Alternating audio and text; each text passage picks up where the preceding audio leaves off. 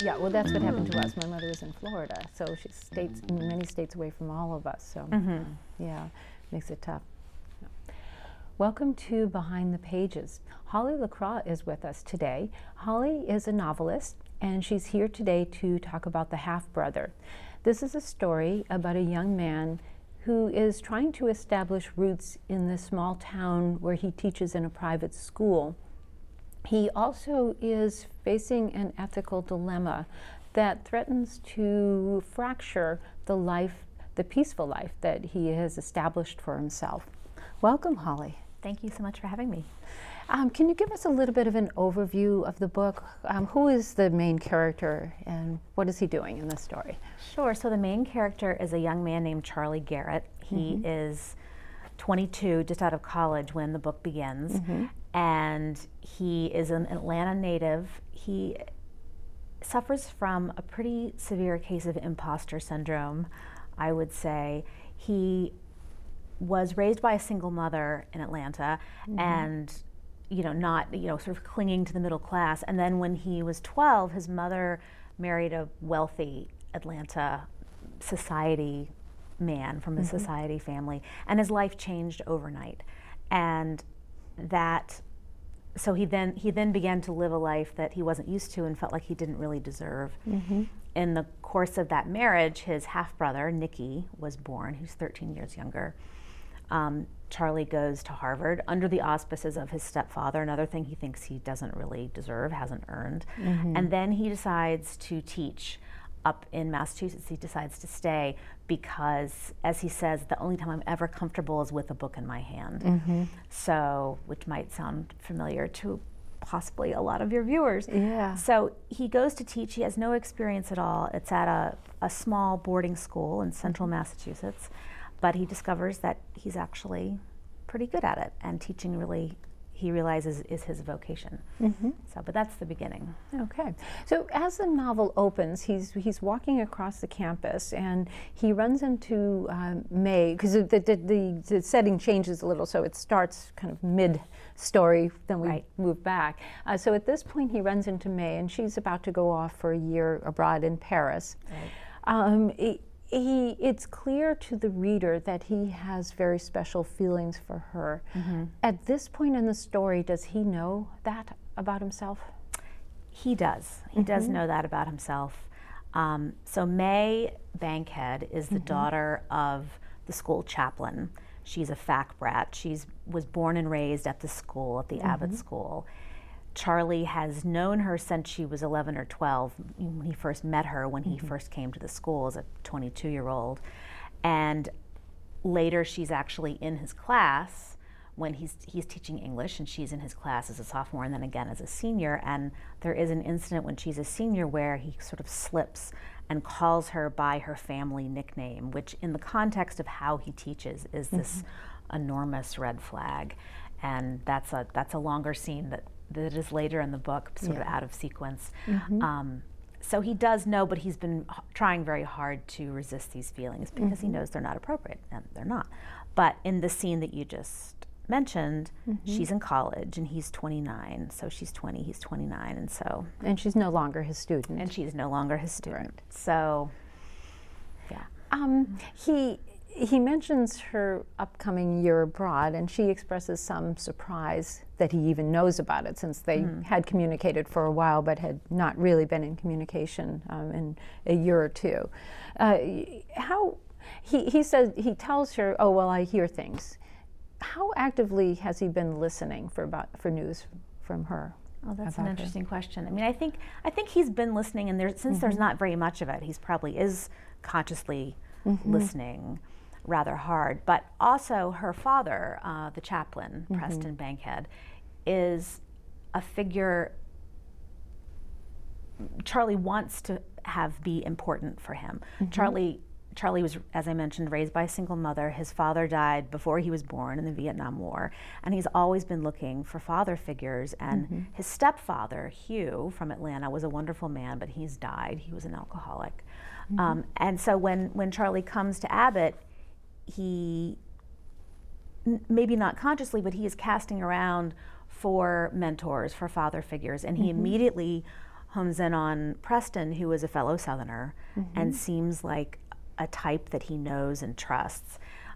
But Preston, unfortunately, does not work out very well as a mentor. He definitely has feet of clay, but he is May's father, so he's in touch with Preston anyway. So he would hear about May from Preston, and but of course can't really ask very much. But he would pick things up. Exactly. I mean, I think he placed himself in situations where he could hear more about her, because there were certainly other faculty children, you know, but yeah, this is the one he really wanted to have news of. So, but I think also what I was also trying to get across the culture of the boarding school, and I didn't go to boarding school myself, but and having talked to people who have, you know, there are families who are involved with schools for, you know, more than one generation, and it does become very much like a family. And so hearing about other faculty children who have gone off, that would be just sort of part of the conversation all the time. What is so-and-so doing this board? And so people keep tabs on each other for a long time. So that's part of that culture there. Absolutely, yeah. That same day, he takes May to the local swimming pond. She mentioned she wants to go, and he said, "Oh, I can drive you." Before they leave, he kisses her quite passionately. Prior to that kiss, was she aware of how he felt about her? I think she knew. I think if you'd asked her point blank, she might have said yes, but I don't think certainly no one had ever asked her, and I'm not sure if she had asked herself. But I would say it didn't come as an enormous surprise. That was my take on that too. That she almost sort of manipulated the situation so he finally would just kind of make his feelings for her clear. I think she's pretty perceptive in a lot of ways. She's very perceptive, and it's a funny dynamic because she is the former student and he's the former teacher. But I think in that scene, she's really the one holding the power. Yeah, and I think she knows it. So you know. Yeah, absolutely. Charlie reminisces sort of about the first time he met May's dad, the chaplain, Bankhead. He said in him he recognized this sort of Southern aristocracy that he had grown up with. Charlie recognizes that, you know, as being something similar to what his stepfather had. Does Charlie himself feel part of that? Not at all, no. Charlie believes that other people have a much greater sense of belonging than he does.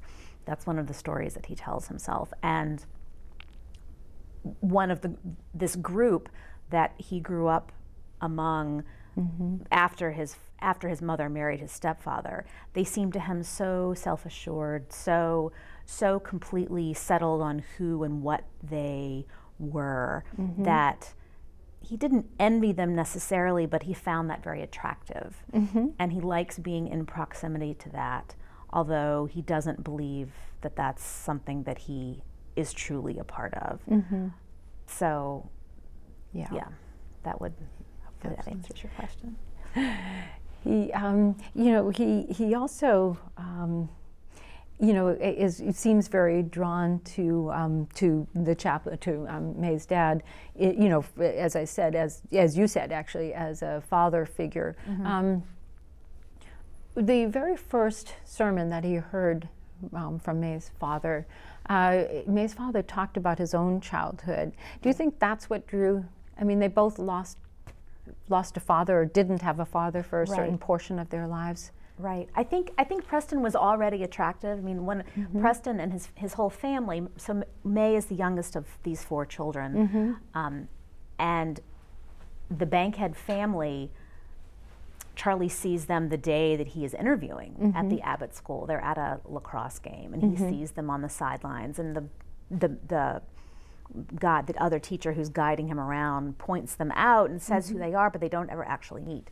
But Charlie observes them from afar and is immediately struck by their glamour, that they're this very beautiful group of people. You know, Preston is very patrician looking, and he has on his collar, and his wife is this another type Charlie thinks he knows, this petite Southern blonde, rather possibly Frosty, and it turns out she is. Yes. And then they have these three, you know, brawny sons who are all lacrosse players, and then there's May, who, and the sons are all blonde, and then there's May, who's sort of darker skinned and darker haired and tall and skinny and awkward. She's 12 and she just seems to not fit. Right. So Charlie notices this whole group and is intrigued by them from the very beginning. And he's intrigued by Preston. And then when he hears that sermon and hears that he lost his father, to him it's just sort of kismet. It's, oh, we're going to be even more connected than I thought we were. But then that never pans out, which is a big disappointment. He tries to make that connection, and Preston's kind of like, what did I just say that made you think we were, you know, Right, and Preston is he's very charismatic in the pulpit. He's the sort of preacher where if you're sitting in the congregation, you feel like he and I have a connection. And then once you're close to them one-on-one, that warmth kind of dissipates.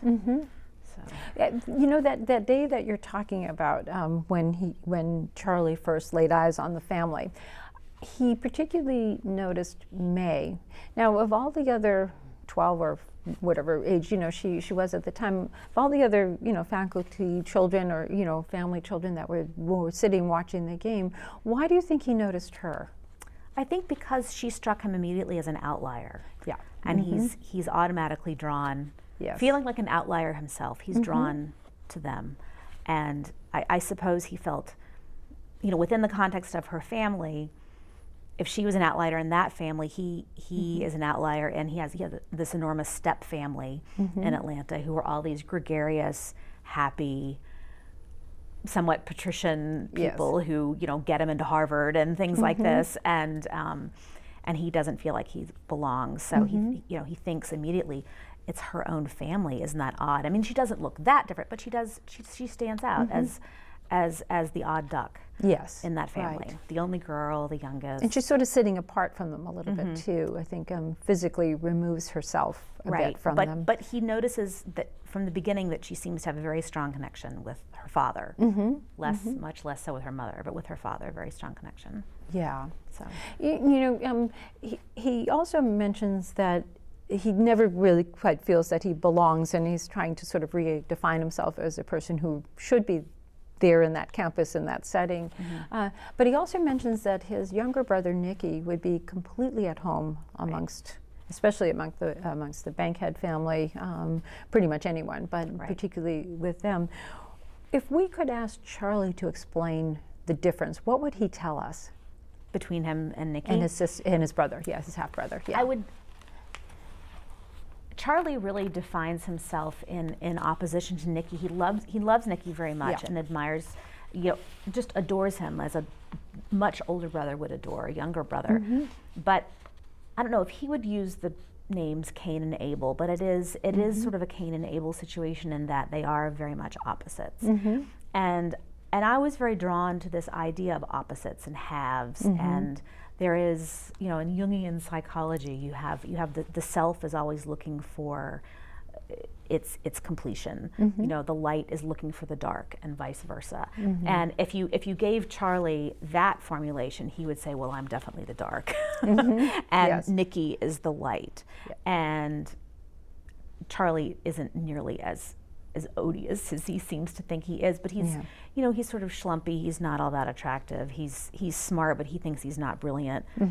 And you know, he doesn't have a father, and is not even quite totally sure he was born legitimately. It's all a little murky.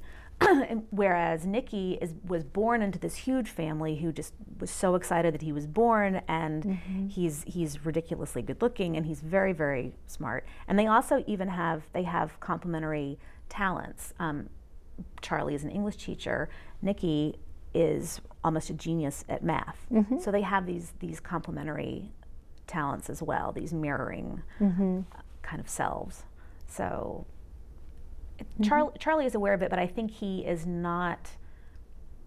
certainly has an envy and a jealousy of Nicky that is buried very deep, that he would not want to acknowledge to himself or anyone else. Yeah, I think he wouldn't even allow himself to think about it. He wouldn't. Yeah.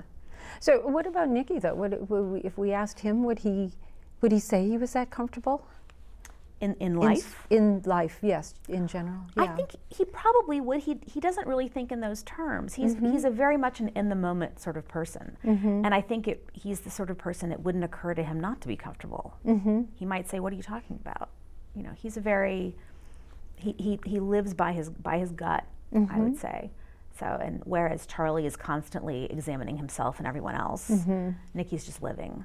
He is, although, you know, you sometimes wonder if some of what Nikki has done prior to arriving at the school is in reaction to having a brother who is as accomplished as Charlie is, at least in Nikki's eyes. You know, Nikki has sort of gone all over the world giving aid, you know, being kind of a good person. Is that because he really, these are his values, or is that in sort of reaction to a brother who is kind of perfect in a lot of ways? It maybe in his eyes, not in Charlie's own eyes, but that's real. I hadn't ever thought of it that way. Actually, I mean, I think Nikki absolutely looks up to Charlie, and if you asked him, he would say, well, of course Charlie's perfect. But again, those are not really terms that he uses a lot. He doesn't think of people as imperfect. Right. But he just, you know, he adores Charlie and looks up to him.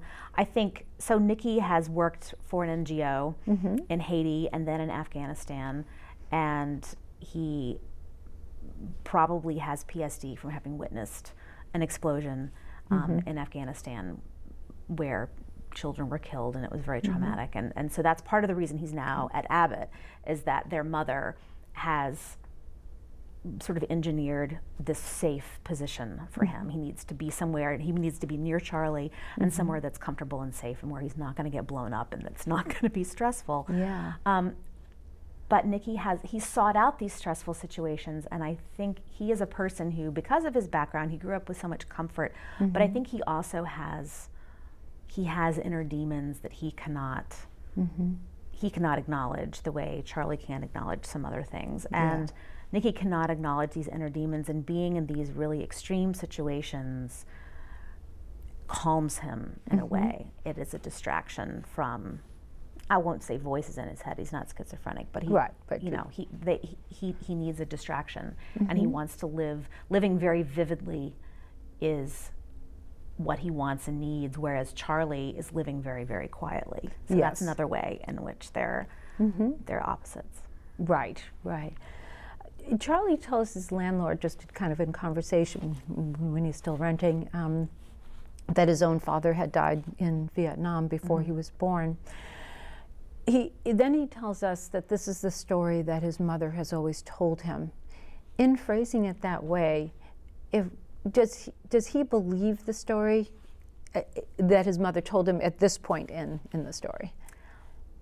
And this is early on when he's first started teaching. Sure. I would say, once again, these are questions he does not really allow himself to ask. One of the themes that I'm always interested in, and this was true with my first book too, is this theme of secrets, and secrets within families, and secrets that we think are hidden but are not. And I really believe that secrets don't stay hidden, and children especially are aware of them. They know that they're there, even if they're not conscious of them. Children can feel falsity. And so I think Charlie knows something is up, but he and his mother is a very taciturn, very strong woman. Charlie adores her, but in a very, for him, oddly nonverbal way. Their connection is very, very deep, but not, on the surface, not very tender. Right. And he feels that he and his mother have a pact that this is just not something that will be discussed. And I think families have a lot of pacts like that. People know the rules. What do we talk about? What do we not talk about? And this is one of the things they're not going to talk about. So. Right, because not talking about it doesn't mean he's not curious. It just means that there has been that message there. Do not ask. This is the story, and we're sticking to it, kind of thing. Exactly. Exactly. That's the story. Yes. So at first glance, we started to talk about his relationship with Preston. At first glance, Preston seems to be sort of a wise mentor to his family, to the community. How successful is Preston at being the person he projects? I think within his family, not very successful.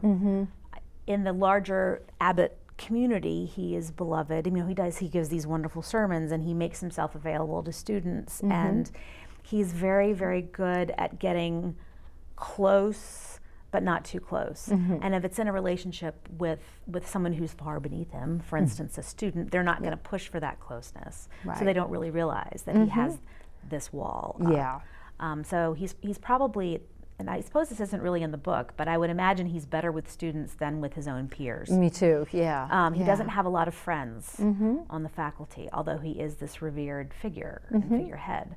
And within his own family, I think they're onto him. So he's not, he's much more short-tempered at home. There are various troubles with his sons. One of them gets thrown out for drugs, and they're this kind of, they're this family that's very, very perfect on the surface. But not so underneath. Right. Charlie mentions that a photograph that sort of lived on the family piano, in which it's a family photograph and everyone's in it except for May. So, if we could ask May about that photograph, how would she explain the fact that she's not in that photograph? So that photograph becomes extremely important for a lot of reasons, as you know. That photograph was actually taken the day that Charlie first saw this family, when he was interviewing at the school. And it was taken right after this lacrosse game, which Abbott won, and one of the sons was, one of the top scorers. And so he's in the picture all sweaty and triumphant, and the other two sons are there, and the mother and the father. And May says to Charlie sees his photo and says, "Where are you?" And May says, "Oh, I just wandered off. I don't know. I was cold. I was always getting dragged around to my older brother's events, and I was sick of it. But they just went ahead and took it anyway, and typical." And she would say, I think she feels like an afterthought. That's what I was going to say. Did she, I think she would describe that as that photograph, that family photograph, as complete, because I don't think she really feels like she is a part of the family. Right, or she's a tangential part of the family. Yeah. She doesn't feel in the thick of things the way her brothers do. And of course that photo then appears in the alumni magazine, and so it really, the family lets it become a symbol of them, even though she's not in it, which is very odd. Right, exactly. It's very telling that they consider this a family photograph when she's not in it too, so I don't think it's just her, that feels like the afterthought, So can we talk a little bit about the writing of this book? How did you come up with the idea of doing this particular story? So the story behind the half-brother is that when I was promoting the swimming pool, the whole time I was about one thing, I was just lying through my teeth. So when you're promoting your debut novel, it's very funny, but people are constantly asking you about your process and how you got to where you are, which is funny, which is odd to me, because you've only written one book, so why are you an expert? But everyone's asking you these things all the time. And I don't have an MFA, and I first published when I was older, and they're kind of like, who are you and where'd you come from? And I said, well, I do have this book.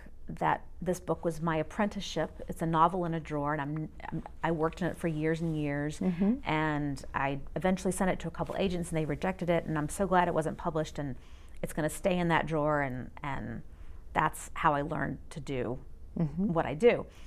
And all of that was true, except that I had by that point taken it back out of the drawer, and it became The Half-Brother. And it was a story that I worked on for a very long time, and the reason that I finally did pull it back out, although only metaphorically, I actually have never ever looked at those old manuscripts. They're in a box, and I don't really want to see them. I'm sure that I know for a fact it's bad, but the story and the idea and the characters stayed with me, and the reason that it became compelling enough for me to begin working on it again was that I had these two guys, these two guy characters, and I woke up one morning, I think literally, and I said, "Oh, they're brothers." Okay. Which is obviously central Yes. to the book, and I hadn't realized that. And as soon as that became clear, it suddenly became a story with much more life again. And I think the reason I stuck with it for so long and couldn't put it down is that I didn't know what the story was. It was driving me crazy. I'm like, there's something here, and I don't know what it is. And when I realized that, then I thought, okay, now I can finish it. Although it still took a long time. But well, you were doing a few other things in a few between. other things. Yeah. And then what about the connection with the Southern? Because you have a lot of characters who grew up in the South and moved to the North. Right, like myself. Right. So I'm from Atlanta also originally, but I've lived up here for a long time, 28 years, so longer than I ever lived down south. Yeah. But I'm very interested, because of my own reasons, and also as a theme to explore this idea of the stranger in the strange land. Yeah. Someone who is an observer, but is not quite of his milieu or her milieu. And that is certainly true of Charlie.